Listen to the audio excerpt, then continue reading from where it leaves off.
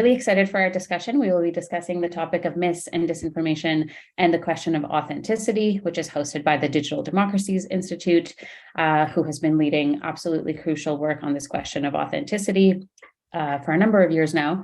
So I will turn it over to Prem Sylvester, our moderator today, who will expand on the topic and introduce our panelists. Thank you, Sonia, and welcome everyone. Thank you for being here to the 5th edition of the Digital Policy Round series, where we've in past editions delved into some of the many intersections between technology and social political life. Today, we want to open up an aspect of mis and disinformation that is clearly becoming increasingly important: the cultural contexts in which information is produced, in which it circulates and becomes believable, contexts that are technological in significant ways. The way rural Canadians receive and process information is clearly not the same as the, say, urban privileged classes and castes in India. One way to understand the force of information, such as news stories, is through its authenticity, or what makes news appear believable to these audiences as being true to reality.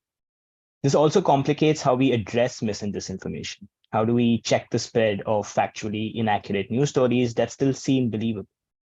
So tackling misinformation requires not just the repudiation of its claims, as in fact-checking, but an understanding of how and why its claims become significant for certain groups of people. How do the cultural channels of information, social media, for example, but also families and libraries, influence what people will believe in their news and information consumption habits? How do recommended algorithms shape cultural channels that mark certain information as compelling? How does understanding the cultural sides of meaning-making help us address mis and disinformation? What we're hoping to surface then are how claims to truthfulness and facticity are recognized as believable by communities, both online and offline, and how those claims are authenticated. For this, we have our brilliant panelists. First, we have Alicia Lim, who is a provost postdoctoral fellow at the University of Pennsylvania's School of Social Policy and Practice and part of Canada's Initiative for Digital Citizen Research. We have Christina Ricastel, Chief Librarian and CEO at Vancouver Public Library, who has held roles bridging technology, collections, research, and public service in her more than 20 years as a librarian. We have Sarah Wen, a PhD student at the University of Washington's Information School, who investigates information infrastructures and information disorder among immigrant diaspora and non-English communities.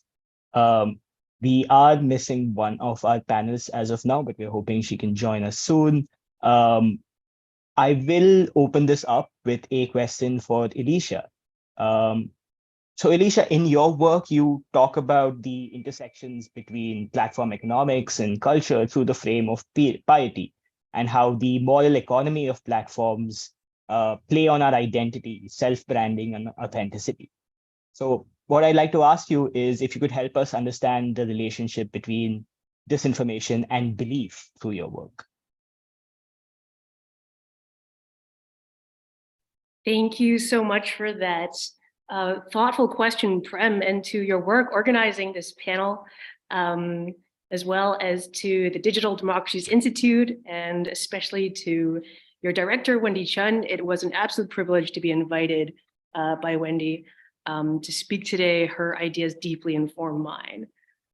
So as the overarching theme of this panel notes, which I think is really so important and interesting, mis and disinformation are primarily understood in terms of their facticity or their lack thereof. So misinformation and disinformation is about disputing fake facts with real facts. I reject this idea. And in fact, I reject the whole concept of mis or disinformation because I think they're subjective. And so for that reason, they can be easily weaponized against whoever we see as disagreeing with us. For example, last year in Florida, as many people probably are well aware, it was made illegal to teach critical race theory on the grounds that it is false propaganda. So I teach what Florida calls disinformation. And honestly, it's not because I'm committed to facticity. I'm committed to social justice. I'm committed to my community movements, and no amount of Florida senator fact-checking will change my mind. To me, mis and disinformation are not about facticity. They're about a deeper problem which is that technology platforms have accelerated social policing around what can be known, what can be acted, and as you mentioned, Prem, what can be believed. And this is where my interest lies. I'm sure that everyone can relate to that feeling of accelerated social media policing. It takes names like call out culture, or the fear of being canceled, or the censorship of free speech. In my home country of Singapore, the authoritarian government weaponizes the term disinformation to suppress any dissenter, which they call disordered information. And I really look forward to how my co-panelist Sarah will explain disordered information in terms of diasporic community building. I know that's a term that you use, but it is really weaponized in Singapore. So I'm interested in moving the narrative away from terms like mis or disinformation and replacing them with piety. What I study is how platforms manufacture piety. And I argue that being authentic, which is this injunction that is so slippery. What does that mean to be authentic? It's actually an injunction to act more piously. So I'm not talking about platforms having some kind of intentionally religious agenda, but I'm talking about how piety generates clear and predictable target audiences. And like many social media scholars, I study platform business models and how they deliberately offer incentives to users who circulate the most engaging content.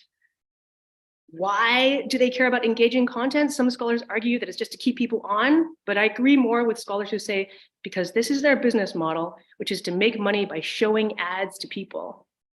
And so our activity on these platforms is most valuable when our posts or our likes or our shares reveal how we can be targeted by ads.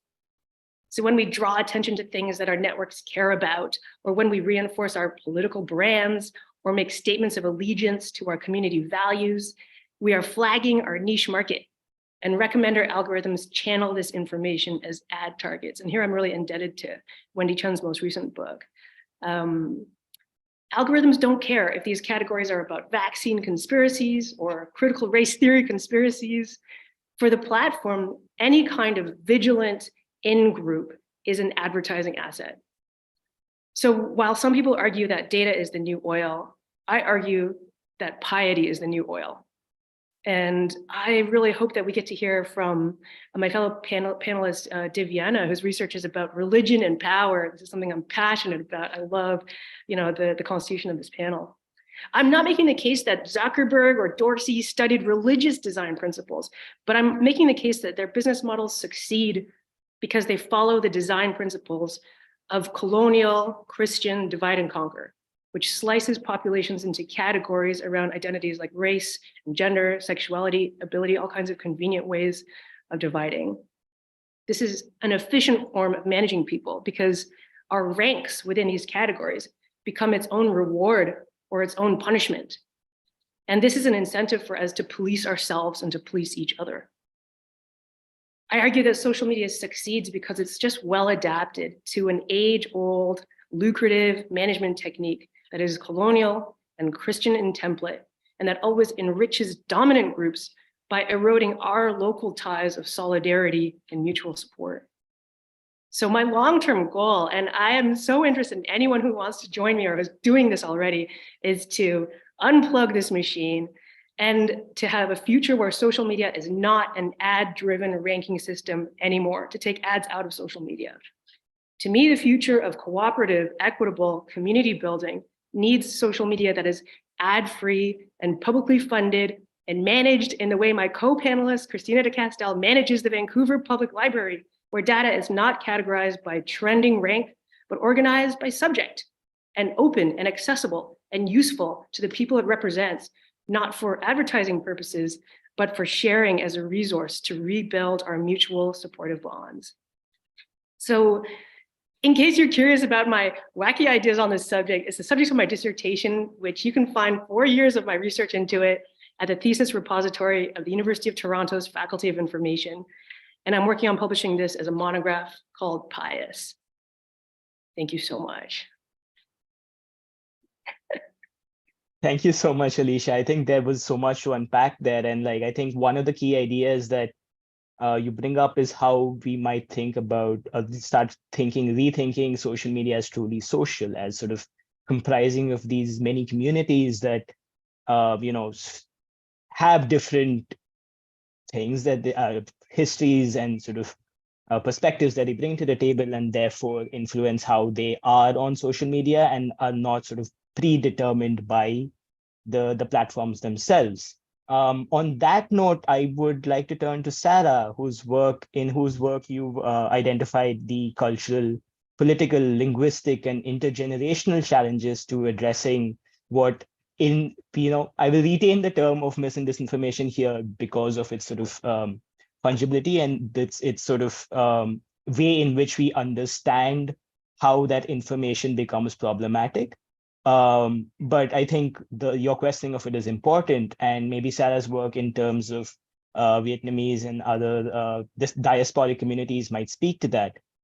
So Sarah, could you also speak to what you think the policy conversation misses around curtailing the spread of such information on platforms, especially when it comes to cultural context that these conversations are just beginning to engage with? Yes, thank you so much, Prem. Again, I just want to start by saying thank you so much for this forum, for organizing it, Digital Democracies Lab, and I'm just so excited to be in conversation with these panelists here. I did not imagine myself in this situation months ago, years ago. I'm just going to start referencing just a couple of scholars who spoke to kind of this during the Knight Foundation's Conversations on Democracy in Digital Age. Dr. Alice Marwick, she said in the session that was titled How the Culture Wars Became Content Wars. And this was in reference to continuing the push for individuals to be their own researcher, to self-educate, kind of like pull up their bootstraps and have their own agency to find information, interpret their own information as they access it through like all the different plethora of tools on the internet.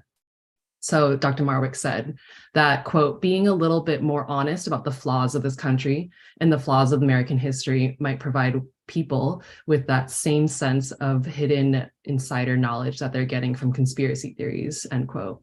And I think that really talks to what Alicia here was just saying about these longer histories of it's not even just like what this mis and disinformation is spreading online, but the beliefs that are happening and spreading in these cultures, and then how it then emanates onto the technology platforms and the information digital cultures that we have. So it's those kinds of nuanced details and tips of information that allow people to make their own interpretations and understand the world from their individual lived experience and lens, which is what we ideally want from democracy, but they're not experiencing that, right? So I don't think that, again, this is not, what I'm looking at is not like new in this policy conversation, but I think that it's just keep pushing this type of honesty about the flaws and unflaws of the countries that we are in, because that's something that we need to work on to regain the trust in the institutions who are pushing to curtail the spread of these misleading and problematic informations online. And I will say that, like, I don't also use the terms mis and disinformation explicitly throughout my research and throughout my interest, because that does have so much contention within the histories of the communities that I look at and that I'm a part of. It is so much more, there's like a deeper histories of it's like rumors and sense making, and then also media manipulation in order to have people fit into these assimilations of the countries. And then someone else who I want to quote, who was actually on that same panel, Dr. Brandy Collins-Dexter, where she reaffirms the lack of trust in institutions again, and how that stems from deep histories of lived experiences, where there's a loss of trust in existing democratic institutions and the need to do more work to regain trust for the people who see their truths. And so Dr. Collins-Dexter says that, quote, implicit assumptions about a lot of research is that the goal is to stabilize and protect institutions. And sometimes when we do that, that means it becomes harder to critique the fundamental problems within institutions as they impact certain communities. And similar to what Alicia just said, it's that type of surveillance and reaffirmation of that surveillance of these communities continues that distrust and lack of seeing the truths of it. So there needs to be some work around that. So I'm not interested in just researching communities of color or investigating immigrant and refugee communities who have lived experiences and share non-Anglo-centric cultures or non-English languages.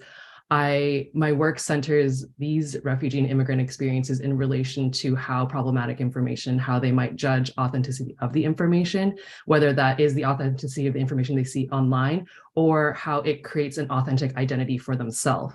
So as an immigrant or refugee, many of them come into a country as wanting to assimilate because you don't want to be noticed. You're already on the outskirts, the margins of society. So how do you actually see an authentic idea of your placement in the new nation that you're in?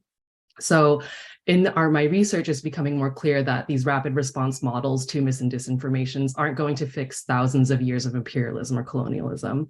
I'm interested in seeing how policy and research around curtailing this looks at the specific cultural nuances, such as the historical and geographical differences of dialects in the communities and how they communicate with each other. How institutions will face their own flaws as they've treated these specific communities in the past and continue today. And one that is a not really new initiative, but also continuing to reavert the funds and resources to support these communities directly as they themselves from the grassroots continue to curtail these information problems. So thank you so much. And also, I just want to say I'm really excited to be in conversation with Christina de Castel because I come from the library background, and I do think it is the last standing, column of information knowledge sharing that I can trust.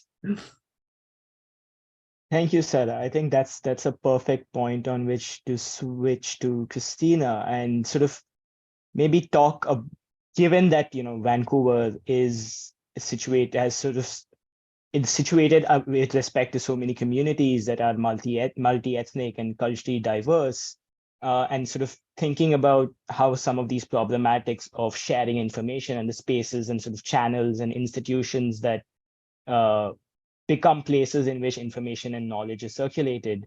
I was wondering if you could speak to the idea that while disinformation exploits some of this complexity and shapes some of the same communities, both online and offline, as well as shapes new ones, how do we navigate the information environments of today, and what lessons might spaces such as libraries offer to that end?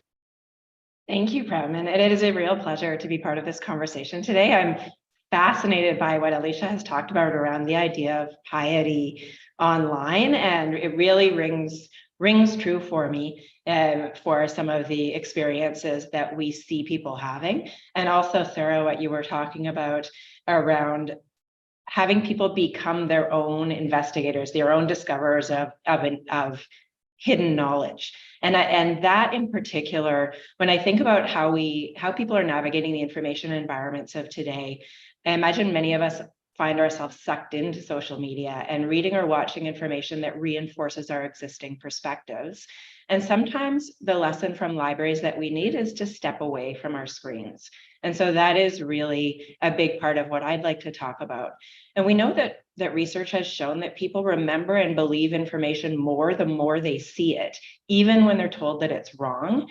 And so to begin with, as a lesson from libraries, and coming back to one of Sarah's comments from Marwick, we can take the time to seek out more complex and accurate and complete sources of information than social media offers. So when someone sees a quote like, "Studies say this is true," to consider finding the original journal article through a library, or to seek assistance to do that through your library, and seeing whether that quote accurately represents what the study really found. And I'm amazed how often when we take people through that process, what we learn is that the study that was quoted really wouldn't stand up to scrutiny because the finding was misrepresented in some way, or the sample was too small to be valid. And so we can help people to feel some power in understanding the misinformation that is out there. And so when we then share what we think about in libraries broadly, when we think about misinformation, we spend a lot of time talking about how we can support people who come from very different perspectives and experiences, and how we can guide people towards better information and help them grapple with the issues that we're all facing. And so just to give you a sense of perspective on reach, the Central Library in Vancouver sees 4,000 to 5,000 people a day, and about 50 people every hour when we're open in our branches. So two ways that we reach those people at a community level on a day-to-day basis are through collections and through programs. And so when we what I'm talking about here is that getting outside of social media, coming back into those connections in community that you can have with deeper forms of information. So libraries collections are a place that's for sharing information where everyone has access, no matter what their financial situation. And people are really attracted to displays in libraries and lists of what librarians recommend. And so this means that we have the opportunity to promote resources to combat misinformation and disinformation. And one of the ways that we do this is by thinking about who authored a book that we feature and ensuring that people can get different perspectives on an issue. And we know that research shows that fiction can build empathy. And when we're dealing with misinformation about people from certain cultures or backgrounds, reading a book by someone from that background can increase understanding. So in addition, we can share people's experiences grappling with issues at an individual level. So for example, in 2020, when so many people were grappling with racism, we featured the book Me and White Supremacy by Layla Saad online and saw thousands of people reading it over that summer. And lately we're running conversations about 21 Things You May Not Know About the Indian Act by Bob Joseph that are hugely popular. So these are books that can combat the kind of racism that arises from misinformation, that arises from that mythology that we don't have racism in Canada, that many people believed until about 4 or 5 years ago. And combating that lack of understanding and bringing people together can really make a difference in our communities. And so another way that we think about how to address this is through library programs that help people to learn about and from each other. And so this comes to your question of communication both within and between communities. So we deliver about more than 2,000 programs annually to adults, and they have the advantage of reaching all cultures and income levels, and so really across divides. And so we've had a focus recently on programs around the Asian community in Vancouver, and it gets at some of what Alicia and Sarah have been talking about. So in the last, a few years ago, we learned that Vancouver had the highest rate of anti-Asian racism in Canada. And last year, we established a program that was specifically to push back against anti-Asian racism, that much of it at the time fueled by misinformation around COVID. And so this was a series called Uplift Asian to celebrate and explore the diversity of experiences in Asian diaspora communities in Vancouver and in North America.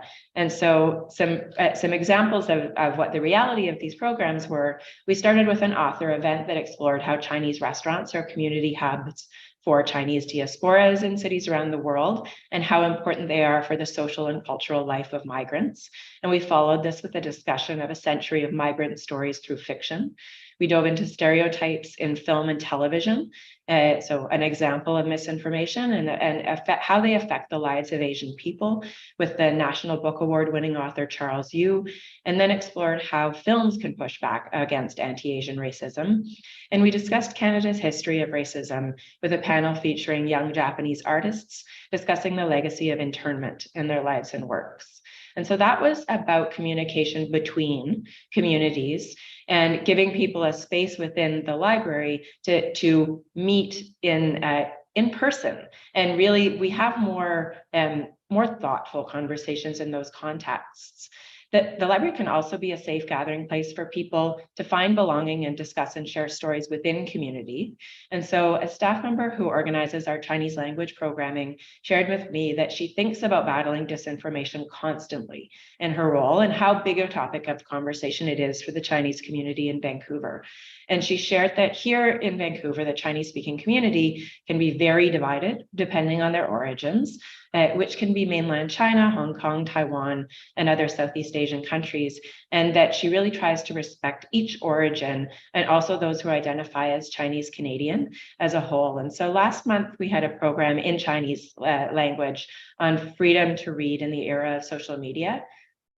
One of the particularly interesting topics for our theme was Chinese writers outside of China and the writing and publishing dilemma that they faced, because there are topics that they can't write about if they want to sell in mainland China. So for example, the Tiananmen Square protests and massacre. So they can tell the truth and give up the audience of mainland China, or they can hide and twist the truth to meet publication requirements. And so one author at our program shared that she recently published 2 poem collections, and the one that she published in Taiwan was all the poems that were denied publication in China. So this particularly illustrates the way that libraries create a space for community members to come together for meaningful conversations about their shared experiences with misinformation and how much it's at the forefront of Chinese experience in Vancouver and in Canada. So I'll close it by reiterating, celebrating and amplifying diverse voices and exploring shared concerns to help increase the understanding of those around us is what builds community. And that's really what library is about. And it helps build a community that's better able to recognize information because that understanding is already there about people who are our neighbors. So I'll leave it there. Thank you so much, Christina. I think everyone's comments and sort of remarks have really shaped how this panel discussion is going to go forward. And I'm so grateful for all of these comments. Just as a reminder to everyone in the audience, you can leave your questions in the chat and in the Q&A section, and I will get to them towards the end of this hour. But just to sort of kick off our discussion, so to speak, a sort of common theme that I'm picking up on is how communities themselves are sort of both produced, shaped, and sliced up by platforms, as well as sort of reflect some of the historical boundaries between some of these communities, right? So maybe could folks, you think, speak to how we might sort of deal with the fact that there are new boundaries in place, that there are new sort of spaces of misunderstanding and therefore mis and disinformation, as well as new spaces in which different forms of shared knowledge and understanding have been cultivated, and especially with the pressures of platforms, but also due to sort of other global pressures such as the pandemic right now. I could take a stab at that.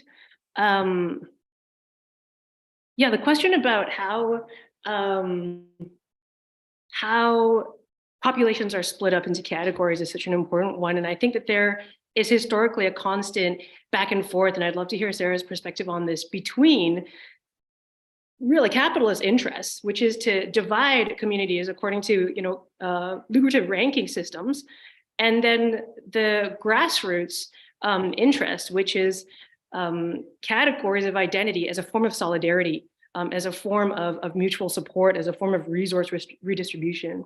And to some extent, you could say I'm a bit of an economic determinist. I think that the economic model matters. And I think that this is about a battle between economic models rather than a battle between fake or true information. And I also really loved the example that Sarah brought up about people being required to find their own information, to pull themselves up from their bootstraps. And what I see is such a wonderful thing that libraries do is they make knowledge public. And one of the problems that I see emerging now is that knowledge is treated as a form of entrepreneurship, as this privatized neoliberal obligation. And that's what really spins incentives for knowledge to be weaponized. And so to me, it's all about the economic model to bring knowledge back to the library version, the public model that is about resource redistribution, that is honestly a socialist, in my mind, value, where it is non-capitalist, non-competitive way of sharing information. So I really think that economic models are at the basis of how populations are categorized, divided, how knowledge is valued or not valued.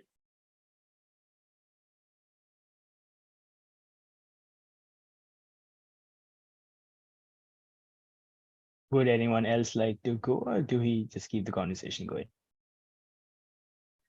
I'm thinking there was so many good nuggets in there, and I'm wondering which route to go down. I think, yeah, there's definitely, I can see that there's definitely this economic model because of the obvious, very simple supply and demand of what they're given, and what allows someone to move to the next level or improve their lives because of that type of information. So for example, in my research, there is an influencer who keeps coming back onto YouTube. In the Vietnamese diaspora, YouTube is the place to go because YouTube doesn't have very good content moderation in Vietnamese language. And they've also, a lot of Vietnamese content producers have been able to figure out different ways on how to put their metadata into different fields in YouTube so that it's not actually searchable or it doesn't seem like a place where that needs to be moderated. So for example, when they're doing links to problematic sources, they'll put it in the comments section. So it seems like a user provided it versus the producer actually sharing that as authoritative information, right? So a couple of these channels that I watch and continuously see get taken down, but they come back up because they come up with new handles, and then they're able to also just revert their transcriptions to something else. They end up actually, oh, sorry, I lost my train of thought because I got excited about it. But so a lot of these channels that they not only are able to navigate around the rules and regulations of these technology platforms that they put out, but they also, in between their little tidbits of what is misleading information that can lead people down a rabbit hole, they see it in, I'm interpreting it more as they are not the disinformation campaigners, in that they see this as something that will help them gain more ad space, gain more viewers and subscribers onto their channel. So one of them that was covered by, that we talk about in some of our research, and I think BuzzFeed or Vice had actually helped us do a more public viewing or public announcement about them, which then got them taken down the next day, but then they came back up, obviously. Was that he, alongside, talking about how Trump is actually still president after the 2020 elections, and he actually then would also, in between those tidbits, start selling his homemade Viagra medicine, right? So there's these pieces where it is economic, as you're saying, Alicia, and that they do see that there's a way to just better themselves. And I don't think it's actually from this disincentive of their intent of that. They're seeing it's coming from a lot more nuance of needing to be able to move forward in these competitive spheres of technology. And then I also want to say, within this type of categorizing of people and cataloging them, there's this, because that is so data science, big data, scaling it, that is where this type of research, I think, where we have to look more into the backgrounds and the histories and the context and the qualitative side of these individuals and people on technology platforms. So what Christina, you were talking about in this much more community-centered outreach work with communities, and especially what really resonated with me was your looking at migrant stories through fiction and looking at more fictionalized narrative as a way to reach people. With the communities that I look at, there's a lot of trauma within these types of work, these types of discussions, politics, social, political movements, right? And so they avoid those conversations. And so the only way that they receive those conversations is through ad space. And those have very targeted and biased information. And so I'm really interested in this narrative intervention to be able to reach people so that they can understand the nuance within stories and not have to really face their trauma immediately on information that they're not ready for, but then do it through these more means of care. That's a very interesting point, Sarah. One of the conversations that happened in the recent program at the library was a discussion of fiction, and the challenge that many people in the Chinese community in Vancouver tend to approach reading from a fairly utilitarian standpoint, so nonfiction rather than fiction, and how much fiction can open up conversations and begin, and trying to encourage the group to, so that was part of the conversation at that program, trying to encourage the group to read fiction and to share those kinds of stories. And so it resonates with some of the conversation that went on. The other piece that happens in public libraries is we try to look at the individual experience and preparation for interacting in these online environments. So if people understand better what is happening, how they're being driven towards certain content, they can have a little bit more skepticism, come at it from a more informed place. And so that's an opportunity that we have, and that public libraries have certainly been working in for many years, is providing education both on internet safety and on how algorithms work and what is really happening online, how you're getting channeled certain kinds of information, and that you are. So exposing those profiles that push certain kinds of ads to you. So we do a lot of running courses about digital essentials. So what does it mean to participate online? How do you protect your privacy? How do you understand online tracking and identity theft and safe social networking? So all of those issues about your digital identity, and then also partnering with other organizations so that when they are seeing challenges in community, we can be a platform for them to reach out to people who might be more difficult to reach. And so that means partnering with organizations like Success, which is a Chinese organization in Vancouver, with Family Services of Greater Vancouver, to talk about frauds and scams, including things that are going on online, and the social media best practices and internet safety with organizations like Canada Learn and Code. So really partnering with anyone who is trying to help battle misinformation by getting people more informed at an individual level about what's happening. So that can make a difference, because we then individually come at the situation with a different set of expertise. Yeah, if I can just add on to that, I really appreciate the look at these like ethnic enclaves too, and how these are really important hubs to look at, because, you know, historically in the US at least, there's a lot of ethnic enclaves, particularly Chinatown and international districts, are the result of the Immigration Act redlining and really separating people from citizenship and just basic housing needs.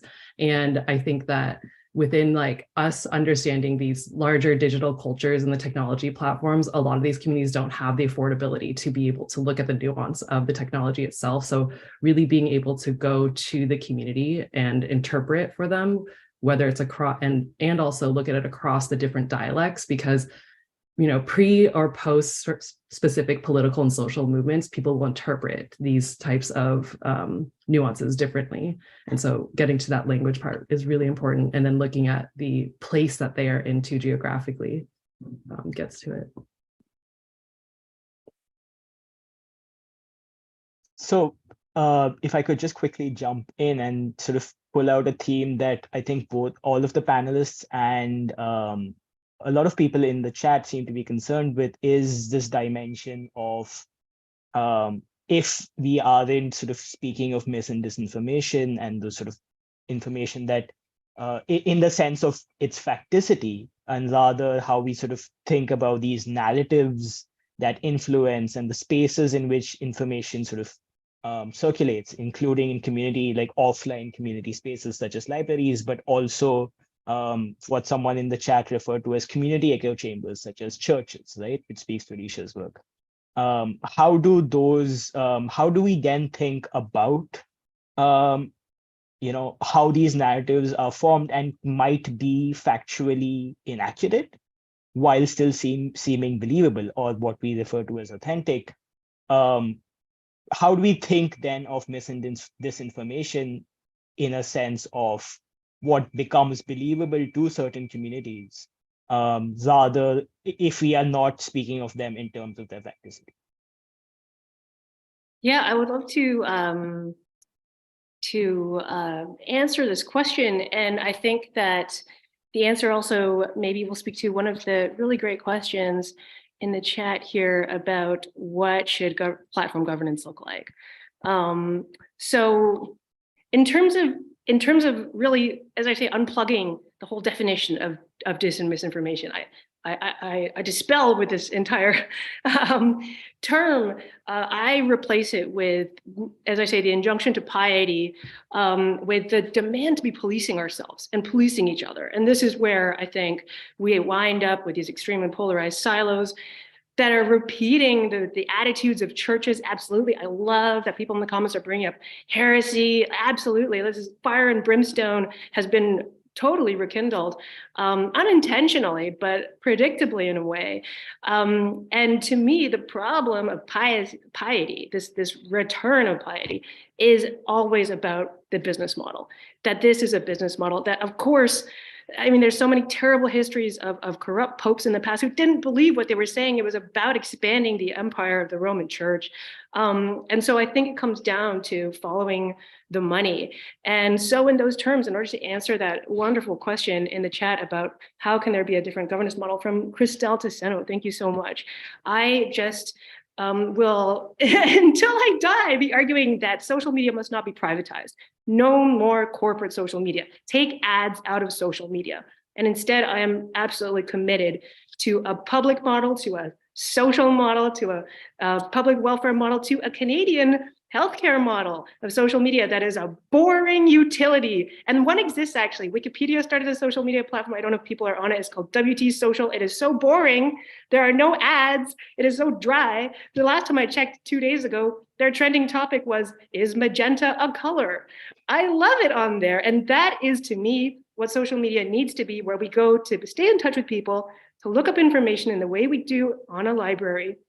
There are no ranking incentives, no ad-driven incentives to prioritize the person with the most extreme view, because that's what attracts advertising. So that is my answer. Sorry, very briefly, before we sort of continue with that very fascinating conversation, we did have our final panelist join, Divyani Motla. I'm just going to quickly introduce her so that we can sort of loop her into this conversation. Divyani Motla, Divyani, are you able to hear us? Yes. I am so sorry. I am in India. I want to apologize to everyone who's here, who's attending.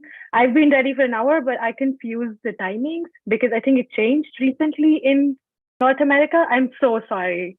I just realized, oh my God. So I just want to apologize to everyone. And thank you for still letting me be here, really.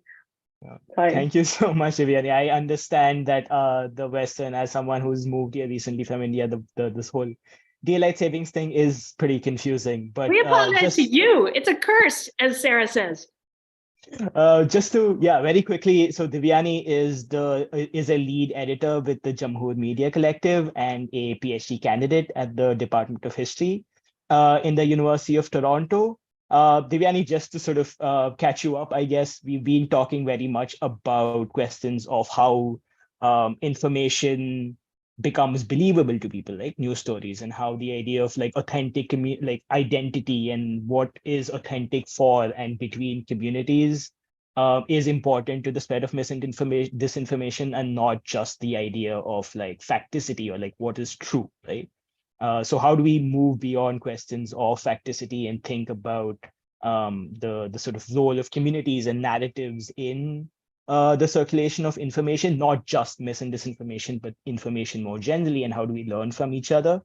Sorry, before I introduce Divyani, Sarah, did you want to chime into the previous conversation, and then I can sort of ask Divyani to talk a little bit more about her perspective. Yeah, sure. Thanks. Welcome, Divyani. So excited to have you join us. I just wanted to say, within the realm of talking about these echo chambers, and then within communities, and then what Alicia was saying was within like platform governance, and then looping it into what another participant on this call had asked about. How do you have advice of calling people in when you disagree?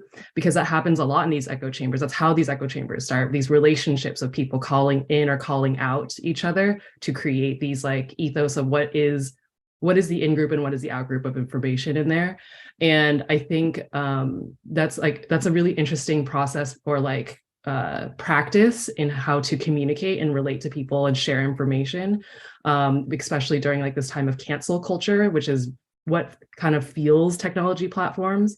When something does happen on technology platform and someone cancels someone, that then feels into the media sphere, and then articles are written, interviews happen, it becomes this whole ecosystem. And I think that the idea of like canceling or calling people out within these echo chambers then reaffirms these more like colonial white supremacist ideas that there is only one right and wrong, which is another issue that we see in mis and disinformation research. There is not just one truth.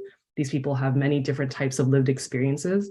And so I'm just going to do a plug on someone who I really like to read and watch talks about. Loretta J. Ross has this practice of calling in conversations and being into looking at how to have constructive conflicts with people. And I think that her view on looking at like the sense of belonging instead of just calling someone out is really important as we engage with others who don't agree with us initially, because there is always these very fine lines, as Alicia keeps going back to, of just these people, instead of like a business model, I'll say more so just like, how does someone survive and have sustenance for themselves in the ecosystem that we live in now? So that was just what I wanted to reply to that comment. Thank you, Sarah. If there is no other comment, I'm just going to quickly, I think, because this is in fact a perfect point to sort of bring in Divyani's perspective. And what I wanted to sort of talk to you about or ask you about is the sort of dark side to, how certain communities present and sort of have a shared understanding of the world that can be politically reactionary and violent and dangerous, right? So I guess the question I have is that you've, through the Jamhoor Collective, for example, sought to elevate the diverse perspectives of transnational South Asian communities from a critical left standpoint. So how do you see the role of contemporary journalism and information sharing today against ethno-nationalist claims of authenticity and the mis and disinformation that accompanies often such claims on social media platforms as well as in sort of real life situations? Thank you. Hello, everyone. And I would like to apologize one more time. I really am sorry. Okay, so just to kind of just to jump into it right away, I do miss the fact that I missed much of the discussion. So contemporary journalism today, much of which is liberal media, limits the contours of political debate and fundamentally upholds the disenfranchisement of working people. So we at Jamhoor believe that this is exactly why the right has been able to penetrate the media landscape so effectively, positioning itself against elite liberal media that boasts about objectivity and its role as a pillar of democracy, and yet ignores the concerns of the vast majority. The role of contemporary journalism is critical to both the spread of as well as to challenge mis and disinformation, as I'm sure most of you here must have alluded to this in the discussion that I missed. In fact, one of the key principles of our organization is this commitment to combating the ever-increasing wave of mis and disinformation, especially in South Asia and amongst the South Asian diaspora. So for instance, our recent publications zoomed in on the shape and form imperialism takes in South Asia today, whether it's US imperialism or powers like China and India fighting for hegemony in the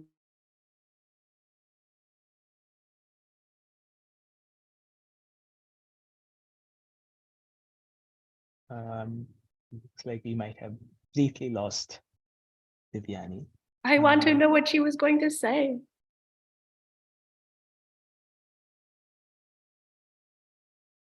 All right, while we wait, but maybe I can come back to that conversation about calling in and who decides misinformation, and just pick up on some of what Alicia and Sarah were saying. That we think about this a lot. How do we have conversations, and what should the conversation be? Oh, she's unfrozen. She can start again. Sorry, did I? That's Christina. Yeah, you can just go ahead and complete your point, and then we can bring it back to the video. Sure. And one of the things that people who have been looking at this are learning is what we need is to listen, and that that conversations and arguments are not going to change someone's mind, that it takes a life event that to change someone's mind. And so calling in and making people feel part of community, creating more sense of belonging rather than ostracizing people. This is what we need to do to move forward in this situation, to keep the conversations open. And really, that this is sometimes all we can do is keep welcoming the person into the space and the conversation open when we're talking about our own family members and colleagues. And sometimes this is the space where we're having this conversation. It's not just online with strangers, it's online with parts of our network who are important to us. And so that recognition that, as Alicia was saying, misinformation is all in your point of view, really, that we need to create that space for listening, to maintain the relationships and maintain our communities. Thank you, Christina. Devyani, if you would like to sort of just maybe quickly wrap up what you were saying on, I guess, the idea of, how the sort of imperialist and sort of global north conversation has been proceeding so far, and its limitations. Right. I think it also adds to what, the last bit was what Christina was just talking about as well, especially because you did ask about authenticity from the left. I think that's where, whether it's our organization or the others, that's where they really come in. Yes, I'll just tie it up. I'm sorry, I also missed in between. So I think, just to add to what you were saying, so more than misinformation, disinformation is very powerful, dangerous, and destructive. And I'm not sure if you know how much people are versed with what's going on in South Asia, but this is where disinformation has been such a powerful tool for the right-wing Hindutva BJP regime in India, and even for the right-wing forces in North America. And they've been using the anti-right, the narratives that are basically against the right wing. They've been tagging them as Hindu-phobic in North America, where people do not understand the brown, the beyond people of color. Like, that tag kind of overpowers the larger diversity and hierarchies that form the South Asian community. So I think that's also something that, we can discuss it at some point later, not because I'm at the end. But anyway, with everything that has been unfolding in South Asia, basically left spaces like Jamhoors have become all the more crucial to address just the last bit of the question. In an ever diminishing space, or for the left globally, I would say that authenticity is in this commitment to continue to combat and deliver alternate news. Left media is of utmost importance to oppose and challenge the increasingly right-leaning world, which is grounded in disinformation and misinformation, as is demonstrated in some of the cases that I was, whether it's Kashmir or whether it's the PTM movement in Pakistan. And at Jamhoor, we have a rigorous editorial process that ensures claims made by authors are backed by facts and that their arguments are sound. But we do not uphold these notions of liberal objectivity and authenticity the way much of the mainstream liberal media does. Our source of funding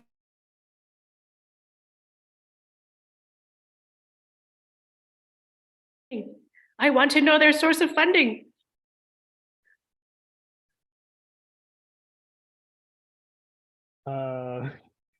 Maybe she can put it in the chat. Yeah, that is something I think we will need to have Devyani sort of drop a link or something about, because we are running out of time, and I want to quickly acknowledge that there was several fascinating threads of the conversation that we sort of touched upon, including, I think, ideas of how local communities participate in conversations about information sharing, but also how we can think about the very economic model of platforms themselves, and how we might sort of move beyond, say, ad-supported and hierarchized and sort of